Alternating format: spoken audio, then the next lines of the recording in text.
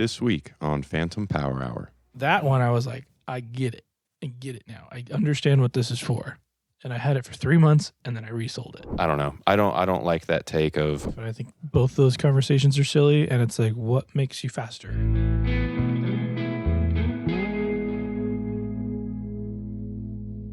It looks like one of those mines, like those submarine mines. Right? I'm not even sure how much I can talk about it, but this is a one of one.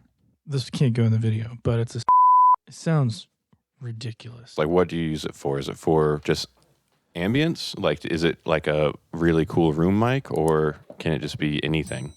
It can be anything. Like, you can set it in a room. It's with the software after the fact. So you're recording 4 microphones essentially. Okay.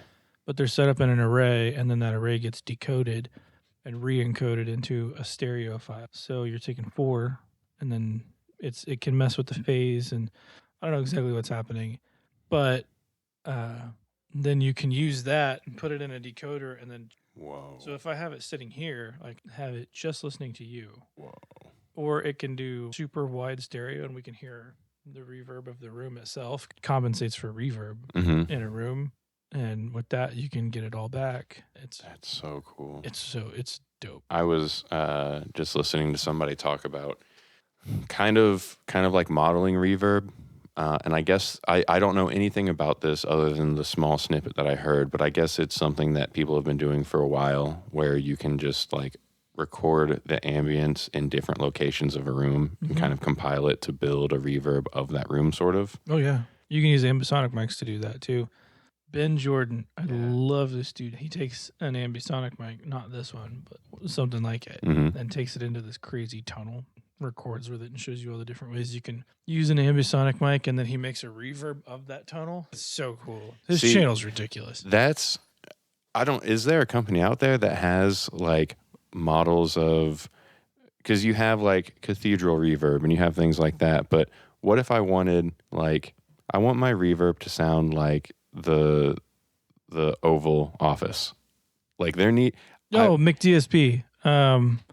They have, there's a lot of companies that have like a lot of different things. I don't know that anyone has the Oval Office specifically, but it gets that specific. And like recording room A from Abbey Road, for sure. That kind of stuff.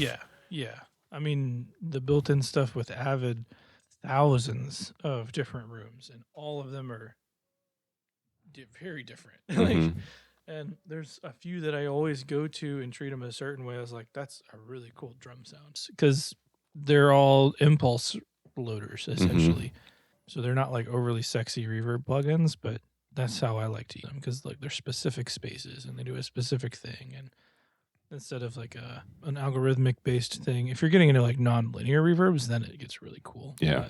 Another question, because I just don't know. Let's say you want the reverb of a specific room with, let's say, a guitar amp or something. I think drums is probably a more widely used thing for that type of environment, but what I'm about to ask you might make this more difficult if we were to consider it for drums. But if you had a specific room you wanted, and you want the reverb of that room, and you want it to be as if you recorded your real amp that you already have the recording of in that room, that reverb will be different based on where that amp is. If it's an open back and it's shoved against the wall, it's going to be way different than if it wasn't, right? So is there anything in that world of kind of room modeling where you can position whatever it is you're trying to have recorded in that room? Or is it just like here's the reverb, and you just kind of mix and blend as best as you can? I don't know of one that you can place it in 3D space. I mean, you can essentially do that with pan and volume and then EQ. But I don't know of one that will like automate that process for you. There may be one out there. I don't. If not, that'd be cool. Ones that I've found that has like a whole lot of tools under the hood is the FabFilter Pro R, Pro Reverb.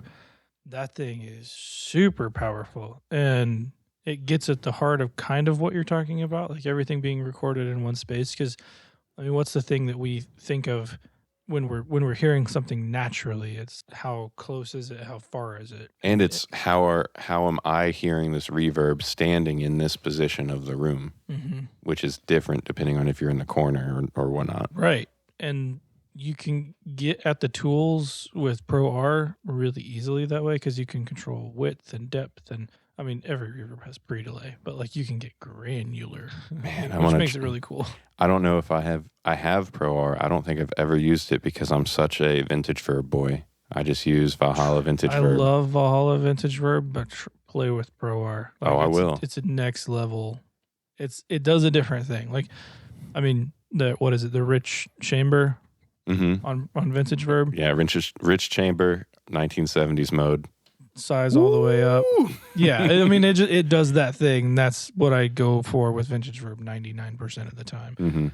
But it's Pro R has a ton of different uses and like killer presets to get you started with a lot of different sounds under the hood. Hello, everyone. Welcome. Hi. Welcome to Phantom Power Hour podcast. I'm Josh. I'm Jeremy.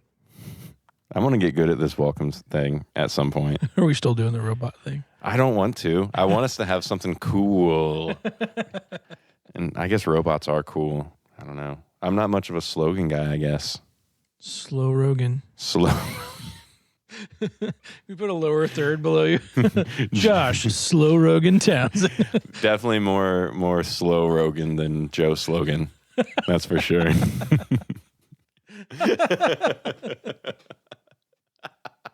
The Slow Rogan experience. we gotta shut down the channel, come up with a new channel. But the thing is just the Joe Rogan experience, just like set to 0.5 speed. I get so many comments on my videos that are like, "You talk so slow." It's like, yeah, I have a 3-year-old. Like, you have to talk clearly. But I mumble. But that's the Indiana portion of me, I guess. I mumble too. Sometimes, most of the time, all the time. I'm a mumbler. That's all right. Who's your boys? Who's your boys? Corn-fed. Do you have any words that you pronounce wrong that you know you pronounce wrong, but you keep pronouncing them that way? My wife makes fun of the way I say pillow. Pillow? You say pillow? Is that wrong? What am I doing? It's like pellet. Like you have pellets of something. Like How rabbit do you say pellets. Pillow. Pillow. Like I'm gonna go take a pill. Oh. Pillow. Pillow. Yeah. That's incorrect. I'm not gonna make fun of you for it. It's not incorrect. You're incorrect. It's pillow. Pillow. I thought you were an Indiana boy. You can't be talking like you're from Wisconsin or wherever they say stuff. I don't know like where that. I'm from, apparently. That's a good one though. My stepmom always said warsh. That's a common one, yeah. And everything has an S at the end. Marshes. Oh, I like that. That makes me feel like I'm at home. Go to the Kroger's. Go to the Kroger's. Get me some pillows. Pillows. I don't hear it wrong. That's okay, man. You be you. I Comment down below. Do you sleep on a pillow or a pillow? A pillow. Pillow. The way it's spelled, you know. Sorry. Sorry. Sorry about your pillow. Growing up, I thought it was library because that's the way my family would always say it. And I know that's a pretty common one as well, mixing up library and library. Just sounds like a deceptive fruit. You're on one today, and I like it. I got my caffeine now. We're good to go.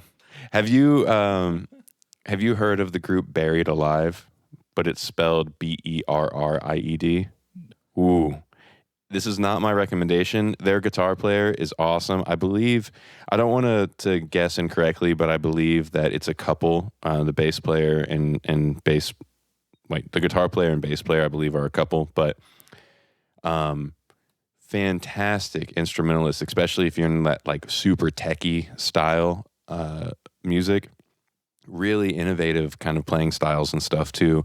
But every single song is fruit related in some fashion. Okay.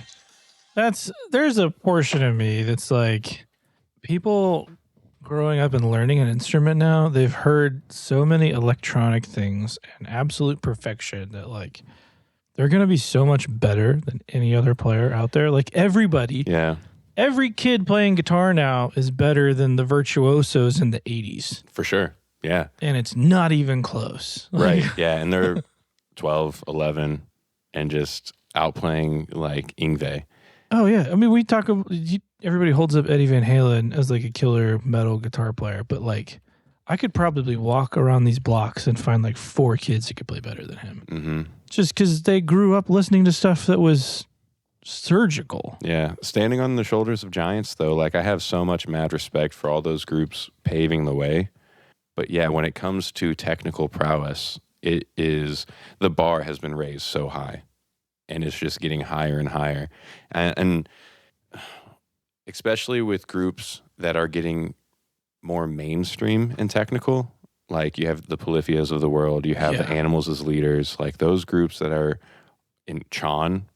First of all, I miss Chon, man. I wish Chon was out there. Do they not get together anymore? As far as I understand, if not disbanded, at least I haven't heard anything new come out of them in a handful of years. That's a bummer. I saw them open for Animals as leaders years ago. Like they weren't even on the bill. Like they were so, I don't know if they were like brand spanking new, but like they didn't have any music out that I could find for a long time until I saw one of their records pop up and I was like, I saw these dudes and they were like just little kids and they ripped. Yeah, dude. So much ripping and tearing. They loaded in and it was like the cheapest instruments you could imagine and like this most sorry looking drum kit set all in front of the Animals as leader stuff. And they all set up like they were playing in a living room, like at each other. They were not looking at the crowd. That's so cool. They looked like they were just, I don't know if they were scared. They probably weren't. They had probably been doing it at least enough up to that point to not be frightened, but they were doing it their own way. And like, I remember everybody in the crowd, like the show hadn't quite started. Like not a lot of people at hardcore shows watch the first band that pops up. Yeah. I mean, if you're part of that scene, you kind of know, but they were the first band. And then they gathered that entire crowd and we were like, what is happening? Who are these kids when they're like 13? I don't know how old they were, but it was impressive.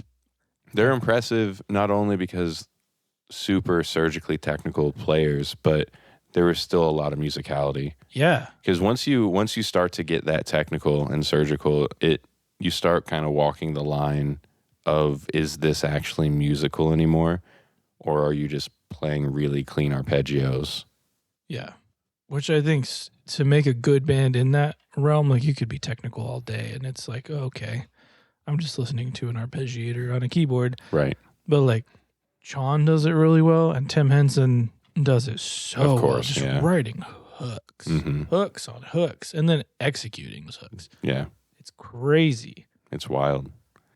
I wonder if because I don't have that perspective, right? I grew up listening to the same stuff that a lot of the people before me grew up listening to. I didn't have that type of technical stuff to listen to other than, I guess Van Halen wasn't a very prominent group in my household growing up. I was more of a child of Led Zeppelin, Grateful Dead, grew up listening to a bunch of Sublime, that kind of stuff. So not really on the technical side of playing as much as more of the jam band format of things. But all that to say, I don't have insight into the mental load of somebody growing up, hearing the technical things and thinking that is the one direction that they must go and kind of meet that level and then surpass it.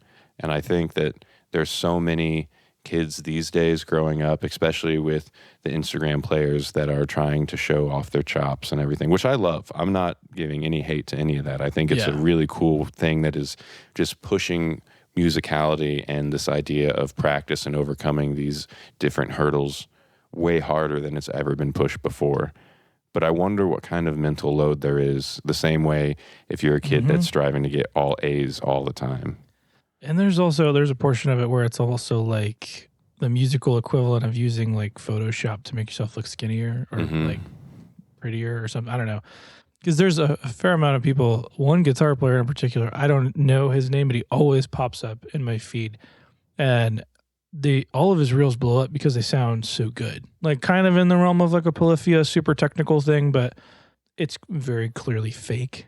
Oh, no. If not fake, like I'm sure he played it, but it's heavily edited. Okay. And you can tell. And every comment where anybody calls him out, he's like, no, I played it live. I mean, you clearly didn't play live. Your fingers aren't matching what's happening. And there's no way you can play and make your reverb reversed for an Instagram reel. Like, dude, you just can't do that. Like, so clearly something's going on. Something was pre-recorded at some point. Yeah. And so that, like, I'm all about, like, if you produce it, but let's not pretend like that's how it comes off your fingers. Like, yeah, that deceptive part of just social media in general is tough as well. And it's the antithesis of how much I appreciate social media for just being a wealth of information and a wealth of opportunity to hear what's possible. Because that's the whole 5 Minute Mile thing, right? Once you see that it's possible, that opens up so many doors of creativity and opportunity for yourself. But the other end of that spectrum, like you're saying, is it is a breeding ground for being deceptive and thinking that you need to be deceptive to get one foot in front of the other. Yeah. It's tough. It's dangerous, but it's here. And I think it's here to stay. If not Instagram, then any other platform. And this idea of clipping yourself and finding the best portion. Okay, that's the same as recording an album, though. I mean, yeah, there are maybe 0.00001% of recordings coming out today that have any form of one take in them. Oh, for sure. For sure. Everything is not only just multi-track, but multi-take over the course of sometimes days or weeks. Yeah, and then comped. Yeah. So it's like the best of all of those takes. Including solos and all this other stuff. Yep. But going back to Tim Henson, that's how he writes. Yep. Allegedly, I think, I don't know if this is actually true. I feel like I've heard this. He'll like play licks and then chop them and splice them and then come up like throw back to one of the past episodes, like using AI to kind of generate stuff. Like he's chopping and splicing to find a different part. Right. And then learning to play that. Yeah, which I have mad respect for. Oh, yeah. I've also heard in one of his interviews talking about, I don't remember which specific song, it might have been Playing God, where there's like this really unnatural, like to play arpeggiated guitar part. And if I'm remembering correctly, he was talking about how he used an actual arpeggiator and let it do its thing until it got to kind of a pattern that he really dug. And then he took the time to learn how to play that on guitar. That's cool. It's so cool. And it just pushes the boundaries of creativity. And then once you are able to do something like that, it can become part of your own creativity and writing style when you just pick up your instrument, because you've kind of, I don't know, gained XP in that area of playing a little bit. I feel it. That was Playing God. That was one thing. This is getting off topic, but I got to hear that in Atmos. Like an Atmos mix of that song. That was wild. That already sounds like an insane mix. It's yeah. Oh yeah. No, I mean, and the mix is not fundamentally different. It's just now you're inside of it. Right. And it was Jonathan Morrison who mixed it, the Atmos mix of it, and then hearing it in that room, or if you find the video of Jonathan Morrison and Tim Henson, it was that same room, hearing it in that room on those speakers with just an insane system and an insane song presented in an insane way. It was almost like an emotional overload, I guess. I kind of short-circuited for a second. It's already a lot to take in with two speakers. Now add a lot more. A sphere of speakers. Yeah. It was wild. Now I'm just jealous. I got to hear Polyphia live when they came through Indianapolis a handful of months ago. Jealous with that. I wanted to go to that show so bad. It was crazy good. For anybody wondering, when you hear music like that and you go to a show for the first time for that artist, you wonder if they can really represent their album live as well as they could in the studio, for the same reasons we just talked about. Multiple takes, comping, super technically difficult stuff. Obviously, they can play it because they recorded it, Right. but being able to play something and being able to play something live are two completely different animals. They can do it live, and if not exactly the same, then better, because there were some open solo sections that weren't on the recording. And of course, all this is probably well thought of and planned out and done night after night, but those boys can rip. That's crazy. So, did they allow for like some improvisation in the moment, or what seemed like improvisation? It felt I like improvisation. I don't know how much of it actually was, and especially at that level, I would imagine it gets tougher and tougher, especially in that style, to have true improv where the length of time isn't even certain. Mm-hmm. But there were multiple sections where it did feel as though there was some true improvisation going on with That's cool. the same level of artistry and technical proficiency. It was great. Very good show. So that was not on the list to talk about. Not at all. Well, that's okay. We got pretty deep into talking about reverbs and things of that nature early. So maybe we kind of keep on that track and just talk about just plug-in chains in general, or even hardware, because I know you do a lot of analog kind of effects. And do you do any analog effects other than, I don't know if you would consider compression as an effect or more of a utility, but I kind of view it as a utility. I don't have any like outboard reverbs or anything. You don't have the lexicon or anything like that? No, I used to have one, and I wish I had kept it because I sold it for way too cheap a long time ago, and I wish I had it. I do really want like some kind of outboard reverb. I think they just hit different, but nothing against in the box stuff. It's just different use cases. Yeah, well, and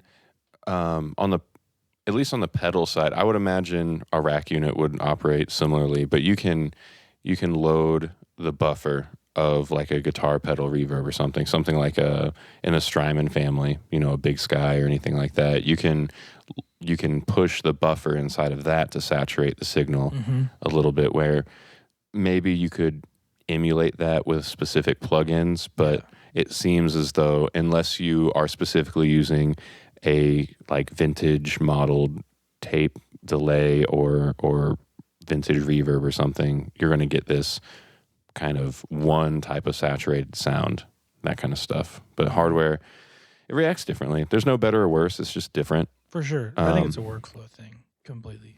Because people will dog on using outboard gear or just using in the box stuff. And I think both those conversations are silly. And it's like, what makes you faster? Or like building in systems that just make things reproducible and replicatable, and so that you can change out and minimize any other variable so that you have some level of consistency to which learn things. Right. So, well, and there's a huge benefit to, you think this sounds great at first being super wet, and then down the road you layer a little bit more and like, ooh, too wet, or I need to change maybe the size of the verbs I'm trying to use or the pre-delay. Yeah. So with a plugin, you can change any of that at any point. It's non-destructive. But once you record it in, if you're using something outboard, you could do it again. Well, it depends on what kind of outboard, I suppose. Yeah, even then, I think you'd still be using a reverb as like essentially a bus. Mm-hmm.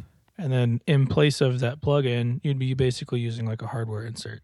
Unless you're trying to get multiple different reverbs for different tracks. Yes. From the same. Right. But then it becomes like a workflow thing. Like there's, you can go down that rabbit hole. To me, I would use it like a plugin. That's how I use most of my gear. Mm-hmm. And a lot of the times those things stay very static and they don't change much. And I know it does that thing. So I'm going to go to it for that thing, just like I would for a plugin. Yeah. Have you ever experimented, and we were just talking before we hit record about different pedals and things like that. Have you ever utilized pedals as outboard gear? Oh, yeah. I have one. It's a stupid MXR. I have an MXR pedal that it's not a popular reverb plugin, but it has a killer spring reverb on it. Ooh. Like I would love an actual like spring reverb just to do that. Mm-hmm. I love spring reverbs. Man, we got to get you one of the tanks, one of those reverb tanks. I know. Those are so cool. One that I yeah, really that's exactly what I have in my mind. Yeah. And they have different sized ones.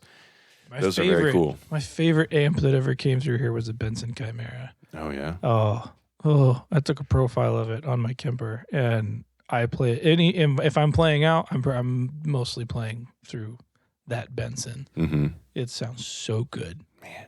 I want that amp so bad. Hey, Benson. Hey, Benson. Can we have amp? Please.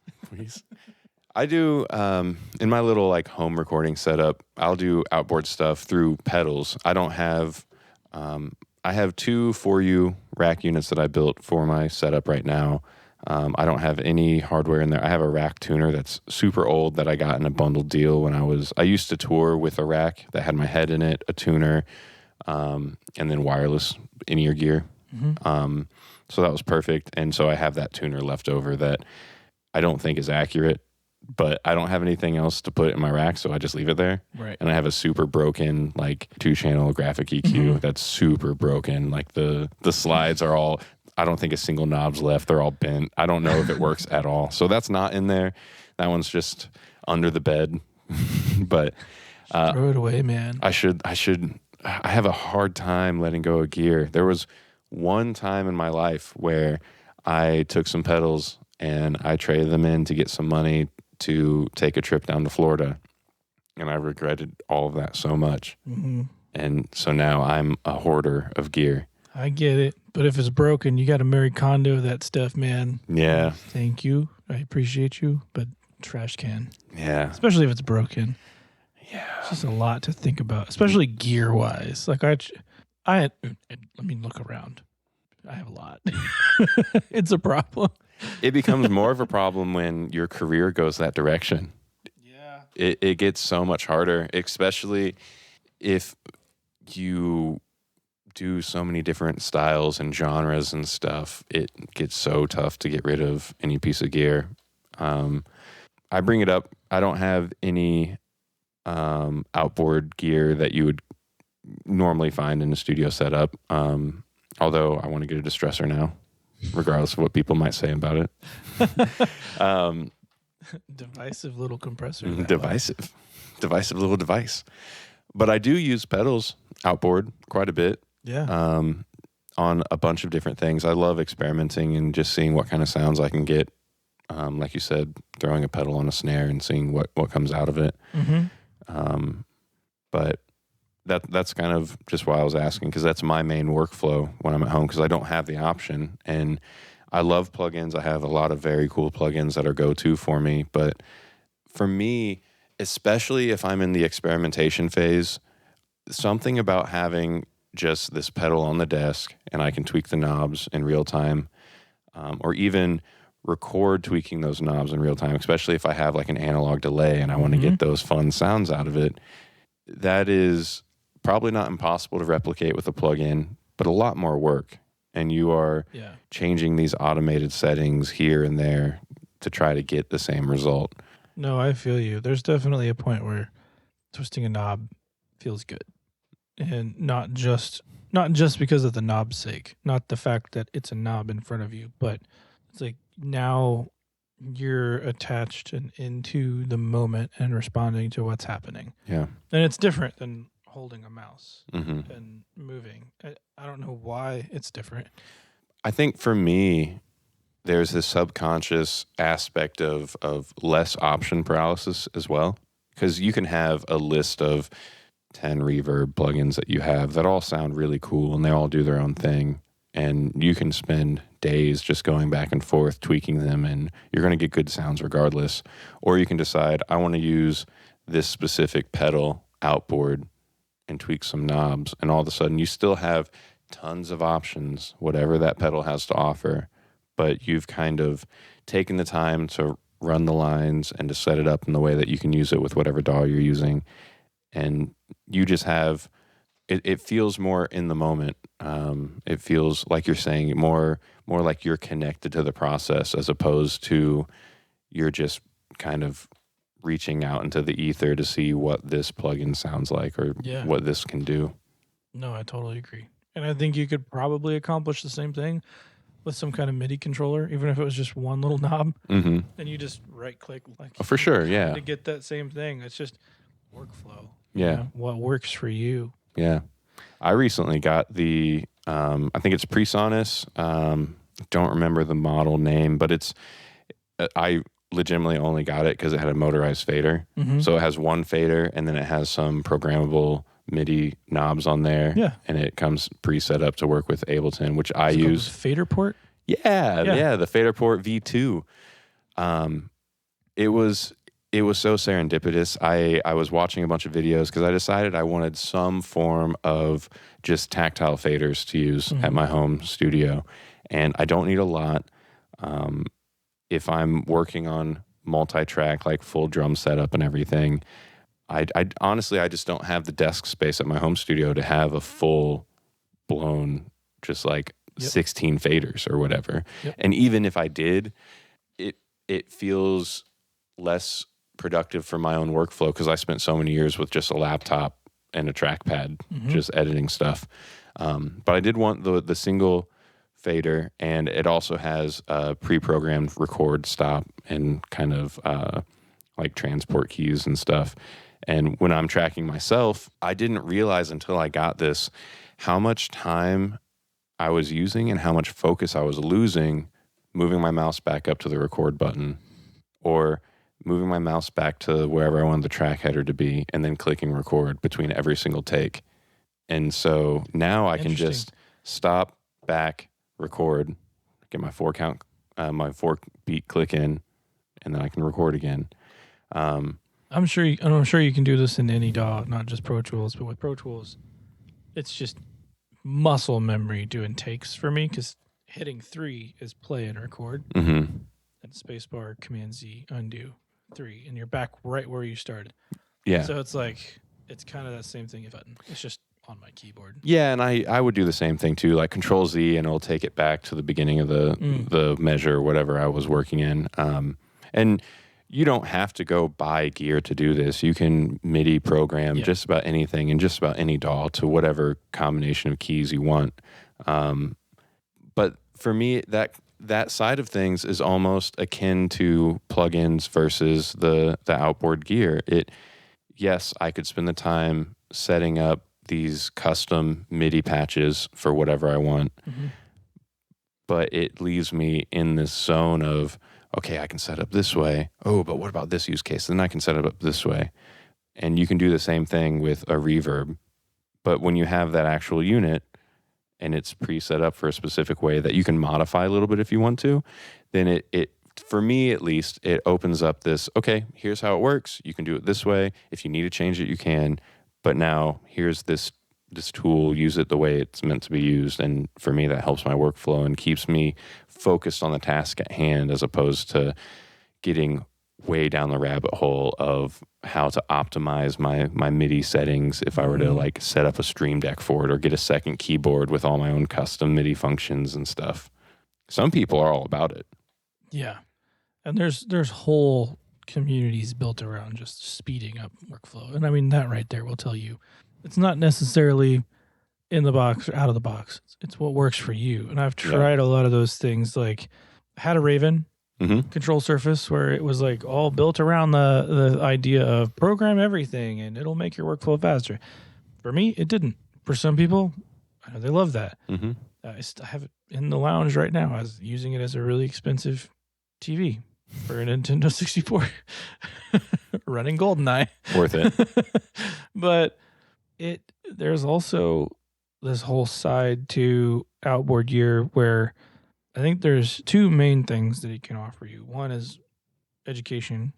Yes. And then the other part of it is depreciation. And like speaking financially here, so I have a fair bit of outboard gear, but the actual cost of ownership of that stuff is going to be far less than a plugin because mainly the things that I'm getting, if I've done my homework and I've invested in the right products, ones that I use, ones that I like, ones that make me money. And then if I say I'm done with that piece now, I could resell it for almost what I paid for it in most cases, especially with the vintage pieces that I have or the ones that just are hard to find now. I mean, there's a few pieces that I have that I purchased new that are 3 or 4 times what they were when I bought them. And that's just luck. You can't plan for that necessarily. But I think in the world of outboard gear, there is a tier where people want to get into it and then they look at the cheaper options, which aren't necessarily bad options. If you just want to twist some knobs and you want a cheap version of 1176, there's lots of them out there. Mm-hmm. There's lots of DIY ones that are killer, but the cost of ownership is going to be a little more if you were to go find like a super vintage Yuri one and have that, which I had one for a really, really short period of time because I wanted to know why does everybody like an 1176? And I played with a Universal Audio one. I had a Universal Audio branded 1176. I had one of the side by sides that was like 10 preamp and 1176. Mm-hmm. Didn't like that.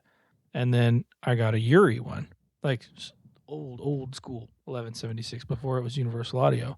And that one I was like, I get it. I get it now. I understand what this is for.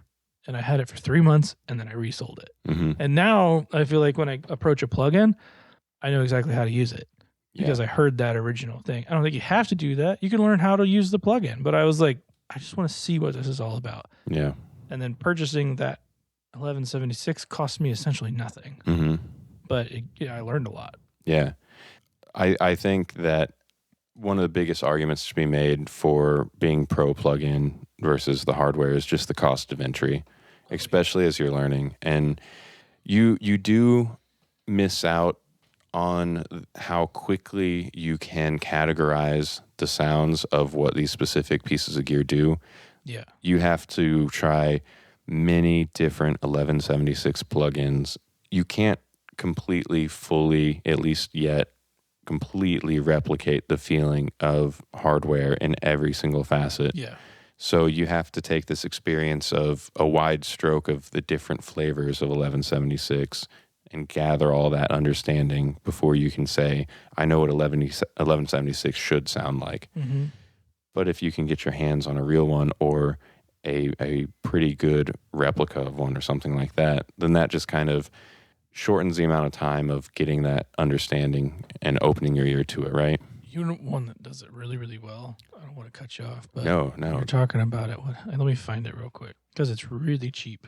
Are we talking plug-in side or hardware side? Plugins. Oh, Purified Audio, the VU compressor. It's like not heard of this. 3 different outboard pieces in one kind of box, and it does them pretty well. Like you can do the LA3A thing, a surprisingly cheap little unit, and it does it really well. If you want a good representation of what each one of these are, and they're kind of modded circuits too, as far as the 1176s go. Oh, that's cool. I have to check that out. I have been using for my classic go-to compressor models in plug-in form. I've been using the shall not be named company flavor. Okay, like the CLA 76. Yep. Yeah, to me that sounds nothing like an 1176. Mm-hmm. But you're going to the plugin because you like the plugin. I'm going to, no, I don't even say I fiddle with that so much. I wouldn't say I like it. I would say that I just have a lot of experience with it. Yeah. I guess I was using the Universal U. I understand what you mean, though. I just wanted to elaborate that for me, it's just been, I have it and I've had it for a while. So I have used it a lot, but I tweak that. Honestly, a lot of time I will try it and then I will just get rid of it and I'll go to the Ableton stock compressor. Yeah. Which if you are trying to understand effects and you don't know where to start or what plugins to invest in, use your stock ones. You can learn how all these things work really well from whether it's GarageBand, Ableton, Pro Tools, Reaper. Jinx. Reaper, hardly know her. Use those stock plugins and educate yourself, and then decide what kind of path you want to go down getting the plugins. And also understand that sometimes the plugins aren't going to do the job any better than the stock stuff. I mean, and almost 100% of the time, I don't even know if that's a valid sentence, but almost 100% of the time, the plugins that are native to your DAW are the most efficient. So, oh yeah, you can stack like near native plugins like crazy if you want to, and your system's going to run just fine. Yeah. It's rare that like a stock plug is going to tip the system, where you start getting into third-party stuff, and then you can get into conflicts. And I feel like that's where a lot of the stuff comes from with Pro Tools. Love or hate Pro Tools. A lot of people dog Pro Tools for being unstable.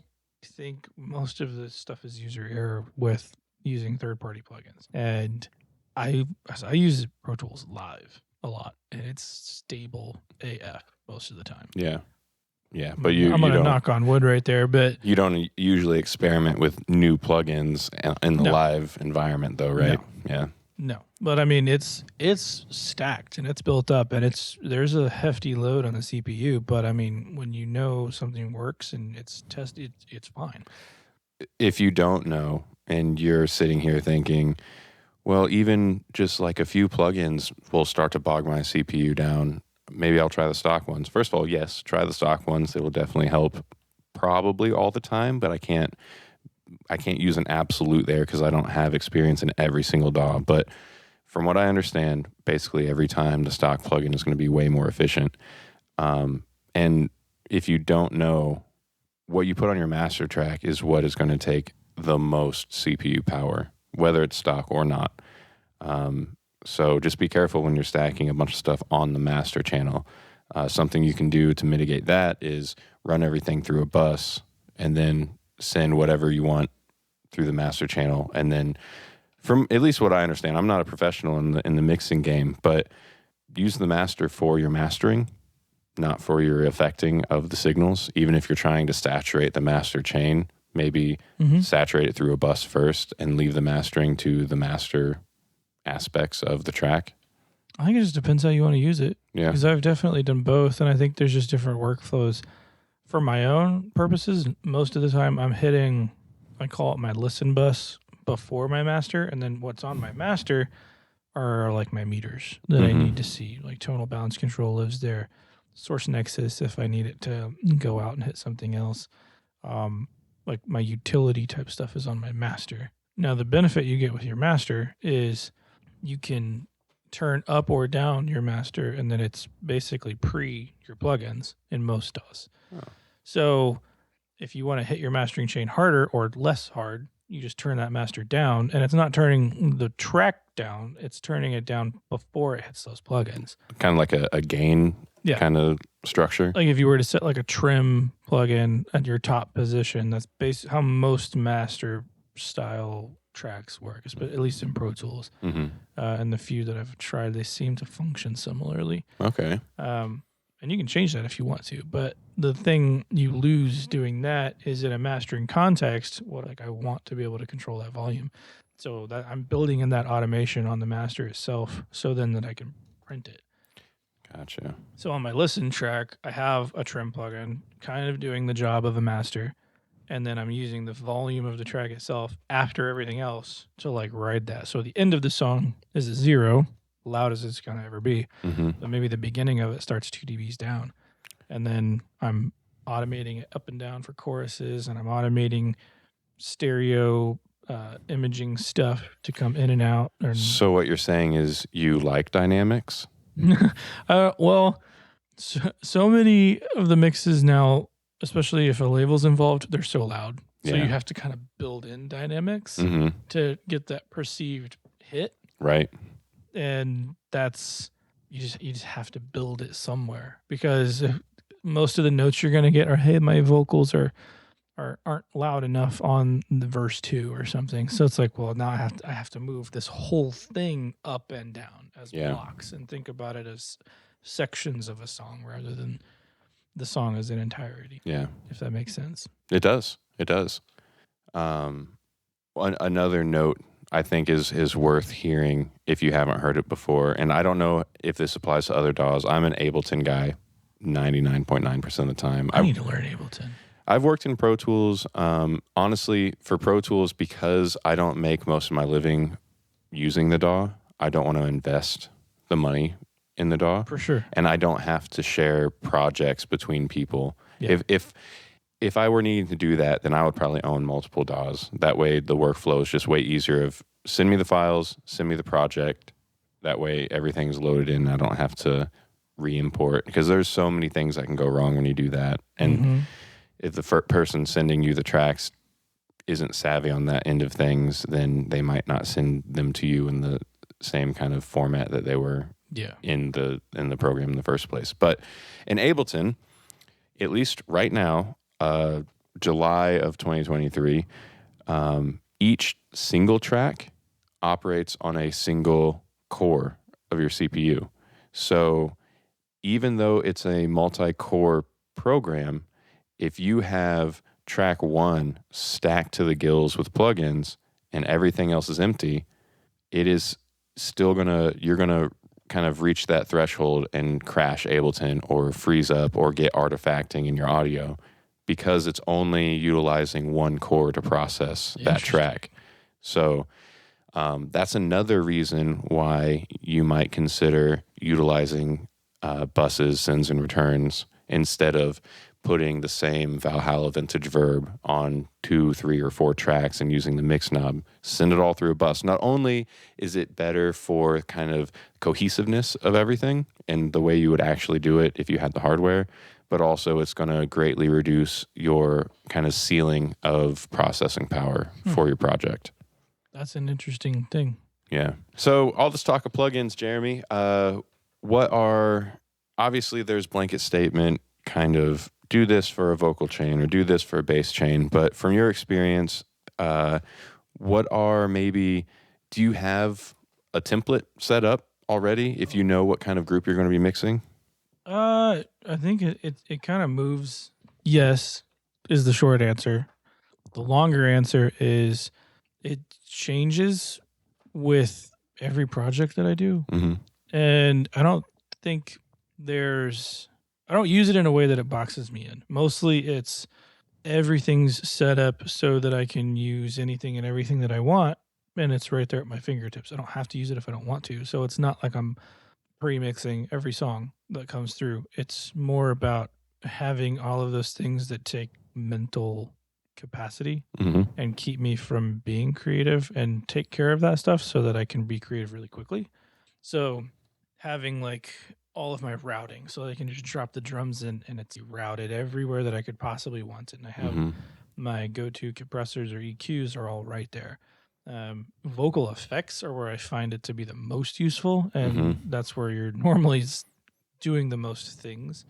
So I have all of my effects already laid out, already bussed. So if I drop a vocal into that template, I can put it wherever I want to really, really quickly, or chop it up and move it to a vocal throw, or take this part and move it to an octave down or an octave up, or like stuff like that. So it's things that you can do without a template, but I can do it super, super quick because it's already laid out. Yeah. So can you walk us through maybe like starting position, at least as of now? Because I'm the same way, whether it's plugins or anything just musically at all. I like getting new gear. I like getting new plugins. I like experimenting with things. So I don't have a every single time, but I definitely have seasons of pre-built kind of signal paths that I like to play with, whether it's on the pedal board or if it's in the studio on a track or something.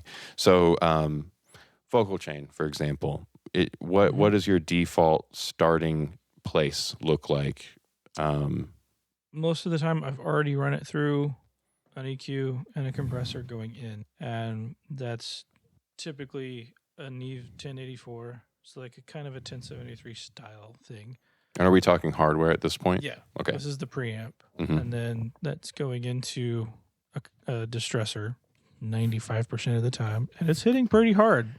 As weird as that sounds, I compress quite a bit going in. I mean, given the source material, if most of this stuff is like pop or rock or meant for like radio, it's going to be compressed anyway. And I've actually put out a short on Instagram, trying a short for the first time. Has almost 100,000 views at this point, but which I didn't expect.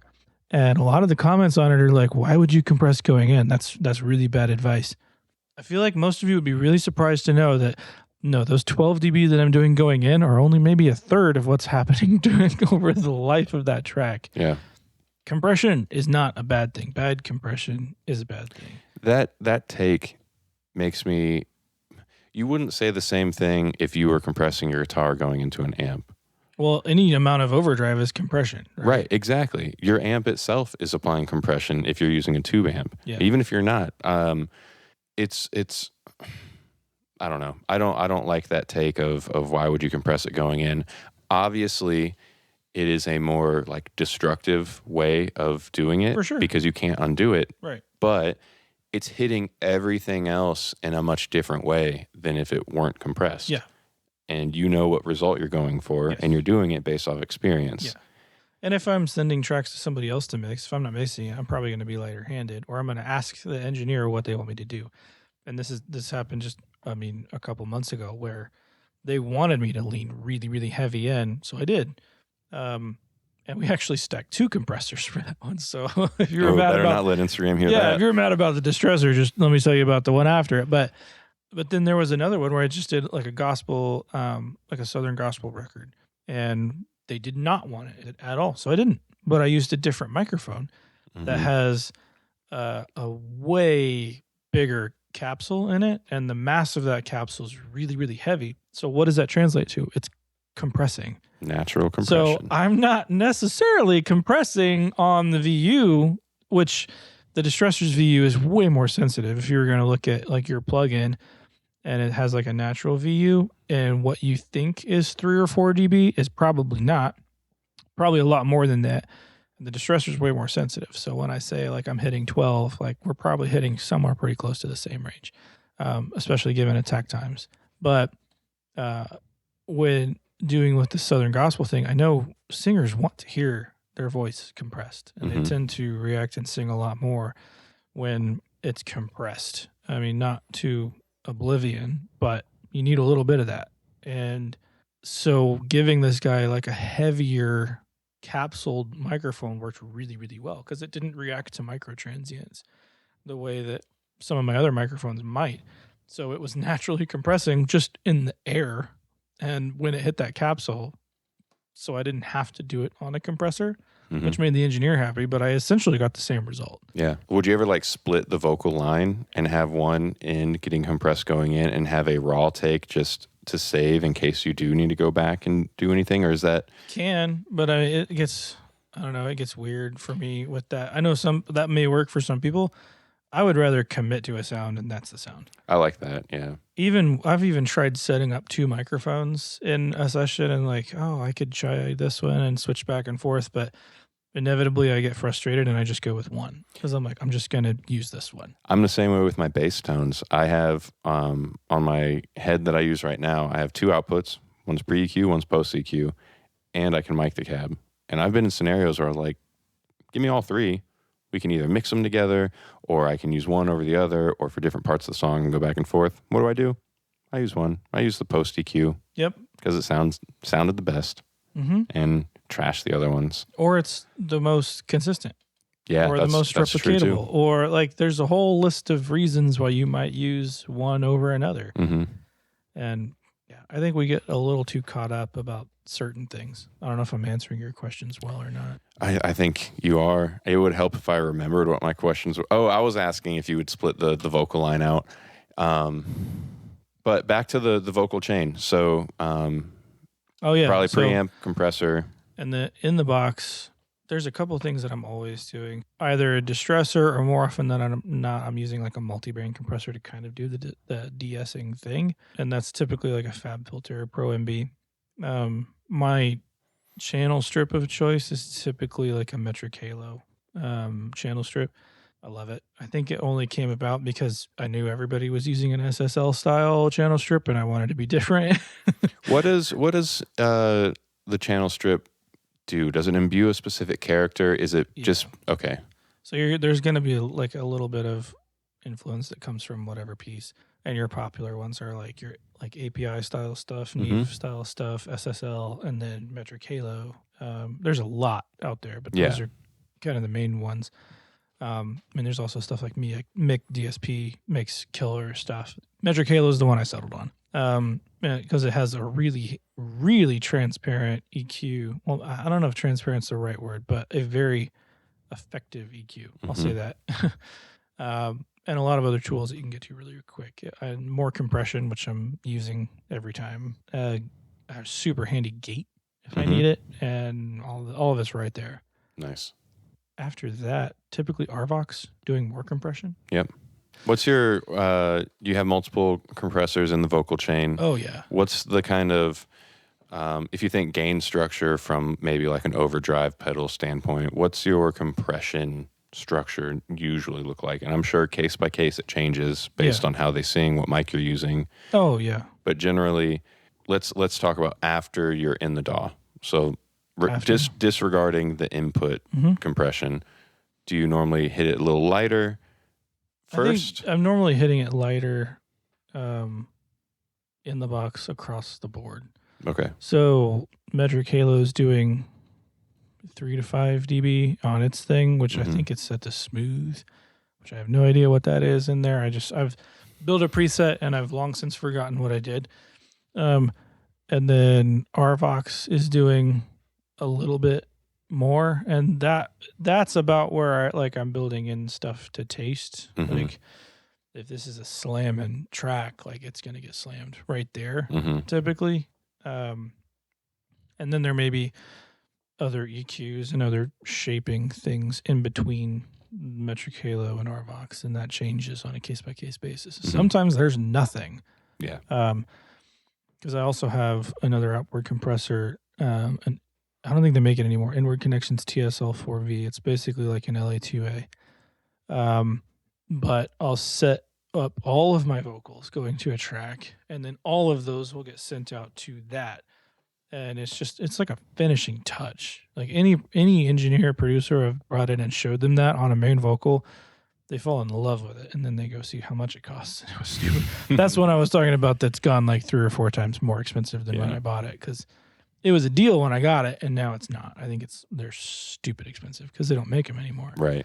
But that box just does like it's like you don't have to de-ess it. Like it's doing the de-essing for you. It's doing an EQ thing that's very noticeable. Besides the compression, which you can absolutely slam. Like CLA has like 3 of them, and they're all set to stun, like all the way up, all the way, which that's typically how I'm using it. Like it's set to stun, and it sounds great. Like it doesn't sound like you're compressing 10 dB. It just sounds good. Are you usually, for the vocal tracks, are you usually doing full wet signal through the compression? Okay. Oh, yeah. I mean, sometimes I'll do like saturation parallel stuff, but I'll typically stay in the box for that. It's very case by case. I don't know. Totally. I know all this is so case by case and whatever the situation calls for. But well, Jeremy, I think at some point I'd love to hear more about just signal flow for other cases, other instrument lines and stuff. But I think for today, the vocal chain is probably where we should leave it. Got any recommendations for us this time? A song? Oh my gosh, let me see. Song or artist, or maybe it would be fitting for a plug-in recommendation for this episode. Ooh, What's I'm the purified Desert Island plug-in? Desert Island plugin. Yeah. What's something that everybody should be able to go out and experience and add to their library? Oh man, it's a little expensive. That's okay. This is your Desert Island. Okay. I'm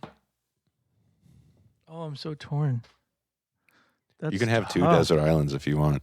Well, I think the one I use the most and I love the most, but I don't like that you have to buy it as part of a bundle, which makes it more expensive, is the Billy Decker bus glue stuff by JST, and that drum plugin is so good. It's so good. I mean, if you're familiar with any of Billy's mixes, like he's very heavy-handed on stuff. It's very pop country. It's very in your face. So it does that thing to the drums. Like it can take like a okay drum mix and like bring it just right here, and it's always on my drum bus, pretty much, unless I'm doing jazz. And his drums sound great. Well, in case you're wondering, I appreciate that. But yeah, man. Other than that, there's a reverb, or I know it's a delay that I love. Again, stupid expensive. But probably one of the best in the box delay reverb plugins, and it's a CPU monster. It's called Lemon. Lemon. I've never heard of this. It's so good, but it's a pain to work with. But it sounds so good. Stupid expensive. Is it one of those creative type of reverbs, or is it a? No, it's very much like a emulation of something else. It's really hard to learn how to use. It's not easy, but it sounds so good. It's very lush as far as a plug-in reverb goes. But a cheaper one like Replica XT is a killer delay, and the room reverb by Native Instruments is really cheap and really, really good. But like FabFilter Pro R, it's hard to say. I mean, that's such a versatile. You've got so many desert islands now, Jeremy. I think it's so hard. That's okay. Those are all killer. I can stand behind all the FabFilter stuff. I know it's everybody uses it, but everybody uses it for a reason. Yeah, it's so good, but also can be a CPU hog if you really want to turn up the oversampling and whatnot. I like all the FabFilter stuff though. Are we doing music stuff too? Let me share. I'll share my plugin and then we can do music Rex. My Desert Island plugin is going to be very basic. I go to Starbucks style plugin. I'm going to go with the vintage verb, Valhalla vintage verb. It is my go-to all the time, regardless of the set and setting. I toy around with other ones, but if I want a nice, versatile, warm reverb, or even modern, super crisp reverb, it can do it. I mean, it's the best bang for buck. Best bang for buck reverb. Yeah, especially if you hit one of their like bundle deals, like getting the whole Valhalla bundle. Although out of all of them, I use that one the most. Yeah. Like I could kind of do without the other ones if I had to. Another one that I really love, especially if you are into any type of plug-in modeling for guitar, the Valhalla delay is really cool. You can pick what type of delay. It does tape, it does analog, it does bucket brigade style delays. So if you're into that kind of modding the delay signal that comes out, it also has built-in ducking, which is really useful if you're using it as a guitar player. Yeah. So or a vocal delay. Yeah. Having that ducking built in is really nice. It does so much other stuff as far as you can kind of turn it into a verb if you want to, depending on which type of delay you're using. Honestly, all the Valhalla stuff, I have nothing bad to say about any Valhalla stuff. If you don't want to pay money, go get Supermassive. Super creative, free Valhalla plugin. You can do everything from a simple slap echo to these weird intergalactic, noisy, nebula sounding reverbs and delays. It is such a cool, fun plugin.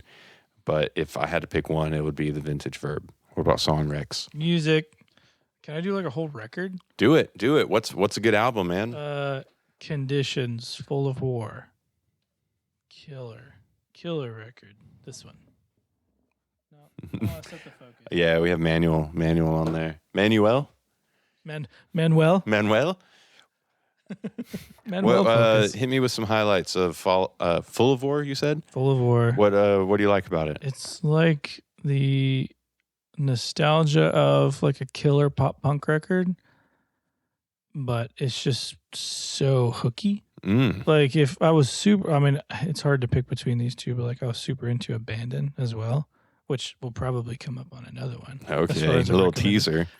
But it's very much that same vibe, maybe a little heavier, but it's recorded so well. Taylor Larson did that record, and it's so good. Anything he does is just almost like surgical, but there's so much vibe there too.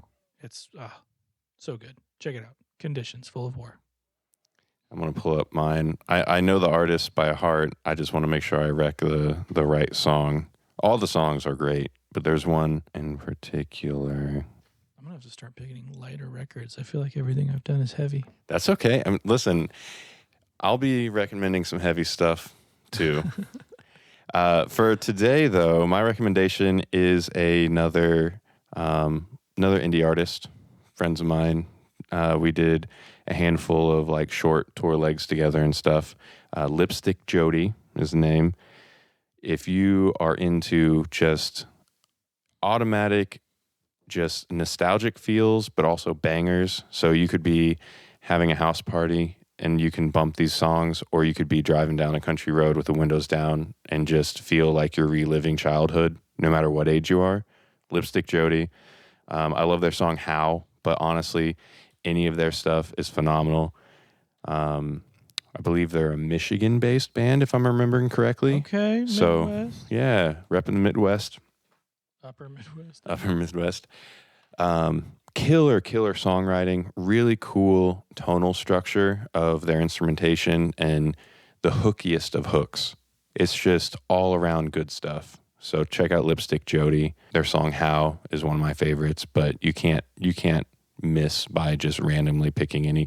If anything, go to Spotify, follow Lipstick Jody, and hit shuffle, and you're going to have a great time. Oh, I like that. That's all you get. That's all you get. We don't want to get copyright strike. That's cool. It's fun I'm stuff. going to save that. It's a vibe. Regardless of what vibe you're in, it's a vibe for you. They're from Not to be Michigan? prescriptive. I believe they're based out of Michigan. That's a criminally low monthly listener status. There. It is criminally low. They're making very cool stuff. Go check them out. Check them out, indeed. Well, Jeremy, thanks for nerding out with me. This was one of the nerdier ones, I would say. Well, this is where I feel at home. Me too. Hopefully you feel at home here with us. Let us know what you think. Thanks for joining us on Phantom Power Hour. What's this thing called? I just had a brain fart big time.